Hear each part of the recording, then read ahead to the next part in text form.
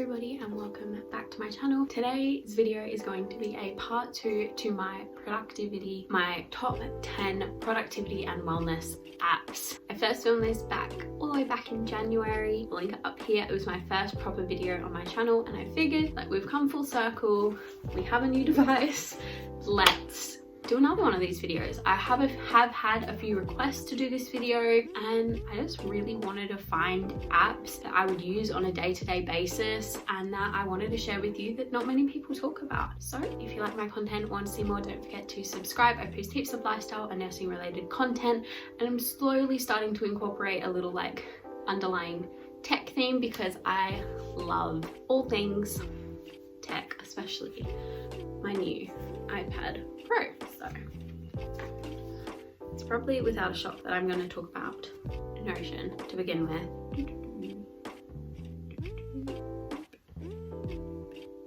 Okay, we are in my plan. So Notion, it's your all-in-one note-taking, budgeting, habit tracking, bullet journal, one-stop shop, everything. Productivity, anything you need, you can do it on Notion and I love it and it's becoming more popular and I'm so happy that it is. And yeah, there's been heaps of videos out there of like how people organize their Notion. I'll put a few on the screen here, I'll link mine up here. I'm going to do a part 2 to that because the way I've organized my systems in Notion has changed a little. So if you want to see that video, let me know down below because I would be more than happy to film that video on how I use Notion. My second app I'm going to be talking about is Noto.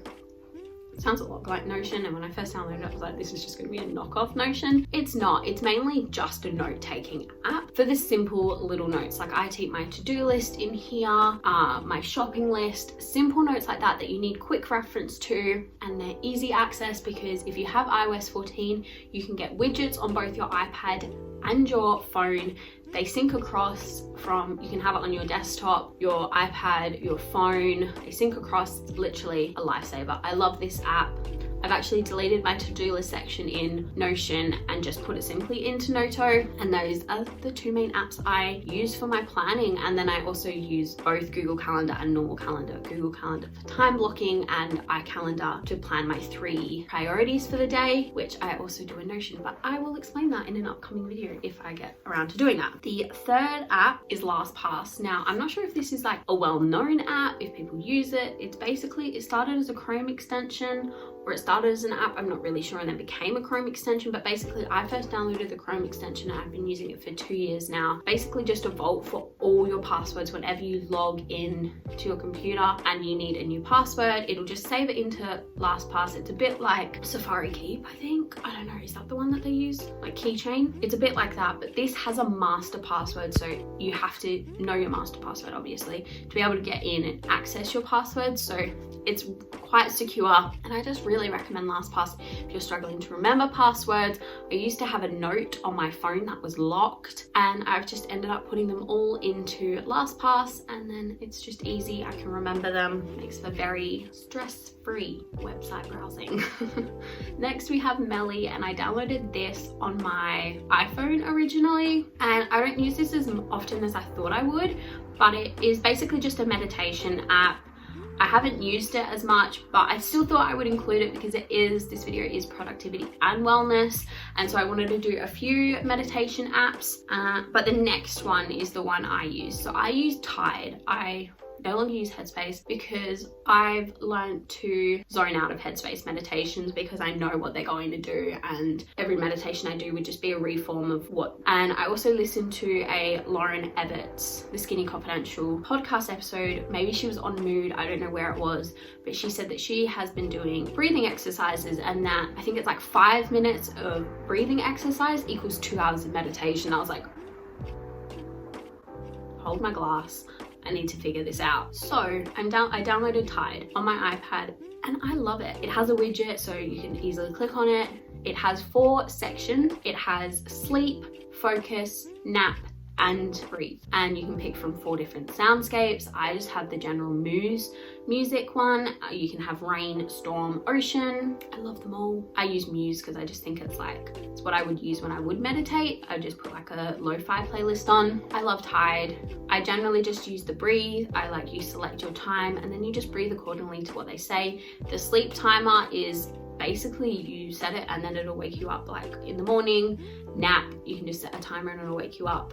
And then focus, you can put this on and it's like a focus timer. So this is like the amount of time that you have to focus for. The next we have is PDF Expert, which is the best. I found this is my top app for importing PDFs and textbooks into because it's easy to do that and annotate them and have them there. But I tried so hard not to include GoodNotes in this because I wanted to talk about mainly free apps. But GoodNotes, you just can't go wrong. If you're buying the app for productivity in school, you have to get GoodNotes. Now, I don't know Notability because I didn't download Notability. I don't see a reason for me to download Notability. I was going to download them both, but then I decided directly on GoodNotes after watching so many videos to do your research on the apps. That's the one thing I recommend if you are looking to buy the iPad and have GoodNotes or Notability. But for me, Notability is so easy for like taking notes on the lecture, PowerPoints, like lecture slides, fill in booklets. I have one of my units, my anatomy unit, we have to use, like we get a booklet each week, which is like 22 to 30 pages long. And it's a lot to print and we use it in the workshop and we have to fill in like all these questions and I would not be able to finish it by hand. But now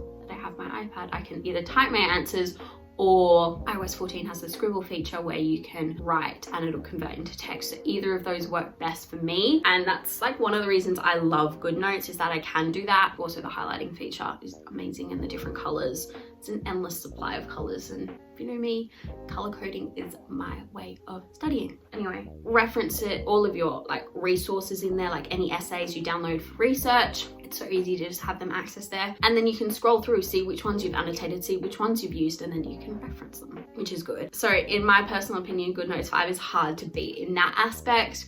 I really tried not to include GoodNotes in this video. I was like, really don't want to include it because one, everybody knows about GoodNotes, but I'm like, if you are really thinking about it and really considering it, spend the extra $14 and just do it because you won't regret it. And I use GoodNotes every single day on my iPad. It's like one of the main apps that I use on my iPad. Next we have Grammarly keyboard. We've all heard about Grammarly, but it was my best friend when I was doing my 4 written based subjects for ATAR last year. And essentially you can just import it into your whatever you're writing, and I would just do with all my essays, import it, and it would pick up any grammars, mistakes, any spelling errors, anything that's like, this is not right, phrased correctly, like it doesn't sound good, maybe try this. It's just really good for that. And Grammarly keyboard is basically, I think it just, you have, I don't know because I haven't quite set it up, but I'm going to when I'm like, actually I use Grammarly on my laptop, so I'm assuming it just feel like a little keyboard function, which I think will be amazing. Next we have Adobe Fill and Sign. Now this is like such a good app when you just need to quickly fill in a document, tax form, I don't know, a voting form, or just like a uni document that you need to submit. This is so easy and you can just easily sign it. Use that a few times. Would have been really good when I was in hospital and needed to do my medical leave forms because I had so many and that was really stressful because I was in hospital and I was like trying to fill this out and I was like, what do I do? Do I take a photo? Because you had to handwrite it, and I'm like, if I had my iPad, I could have just, anyway, beside the point. Next we have Chrome. Now for me, Chrome is the best browser you can get on your iPad. It mirrors Google Chrome on your computer. I have Google on my phone, but I prefer, and I downloaded Google and I was like, I'm gonna use this, and there was a few road bumps and I was like, nah, I need something that I can access my bookmarks, which is a game changer for me. Chrome on the iPad, you can access your bookmarks. So I like to research on my computer and I will research like my topic and I'll save all these things. But when it comes to annotating them, sharing files across my domain, I mean, that is easy with the next app, but she's filming me. Can you stop?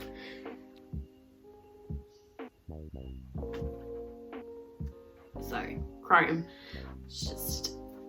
Chrome, bookmarks, I transfer, researching on my computer, can easily share them and like access them on Chrome in the app on my computer, on my iPad, and I just love that feature and function. It makes annotating and researching for essays so much easier. Google is, I like Google because it gives you the article suggestions. Chrome does do that, but beside the point. Another function, another feature of Chrome is that if you do have the iPad and you have a Mac or a computer where you can access Chrome, and you're looking at something on your iPad, on your computer, and you want to share it to your computer, iPad, what I used to do is I used to send the link to myself. A lot of drama waiting for it to come in. Now I can click a little button and it'll send it directly to my computer, open up Chrome, and it'll be like, copied link, open. There you have it. It's literally so easy. So yeah, bookmarks transfer, especially good when you're completing certain readings, textbooks, and all that sort of stuff. So it's the best iPad browser for me. Safari is my default app. I wish someone knows how you can change your default app browsing thing to be Chrome instead of Safari. Hit me up because I want to know how to do that. Next, the last and final app is Files. Now this is an Apple app, comes on the iPad. Don't delete it. Hear me out. This app will change your life. If you're a uni student, you have a lot of files on your computer that you need to access on your iPad. Basically, you turn on iCloud Drive, your files from your computer. They sync to your iPad via this app, and then you have access to them. So when you need to open a Word document, or you've downloaded an essay and you need to access it on your iPad and you want to import it into GoodNotes, or you want to import it and open it in Word, it's easy, done, it's right there. You can just access it. It's perfect, brilliant. I love it. I was originally going to delete this app, and then I watched Adrienne Finch's video, link down below. She convinced me to keep it. It's a game changer. It's my favorite feature on the iPad. Do I need to say more? Anyway, that concludes the video. If you liked this video and want to see more, don't forget to subscribe. I hope to make more of these videos, but I don't know. I constantly scroll and troll the app store looking for productivity apps to download, to see, to recommend, to suggest. But yeah, if you like my content and want to see more, don't forget to subscribe. I've already said that. Give this video a thumbs up as it really supports my channel. And I will see you guys on Friday with a vlog.